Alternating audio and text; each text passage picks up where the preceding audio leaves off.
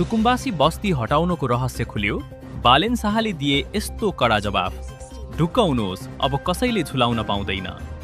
होसियार, थापाथली र मनोहराका खोला किनारबाट सुकुम्बासी हटाउने बालेन शाहको कदमलाई लिएर चौतर्फी चर्चा भइरहँदा प्रधानमन्त्री शाहले आफै मैदानमा उत्रिएर मुख खोल्नु भएको छ।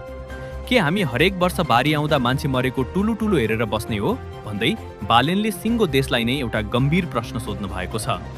के अब सुकुम्बासीको नाममा हुने भोटको राजनीति सधैँका लागि अन्त्य हुन लागेको हो? प्रधानमन्त्री बालेनले स्पष्ट पार्नु भएको छ कि खोला किनारका यी बस्तीहरू हटाउनु केवल रहर होइन, उनीहरूको ज्यान जोगाउने बाध्यता हो। हरेक वर्ष बाढीले सामान बगाउने र सरकारले उद्धार गर्नुपर्ने नियतिलाई अब सधैँका लागि बिदा गरिँदैछ। बालेनले कडा शब्दमा भन्नुभएको छ, नागरिकको अधिकार जोखिमपूर्ण ठाउँमा बस्नु होइन, सुरक्षित ठाउँमा सर्नु हो।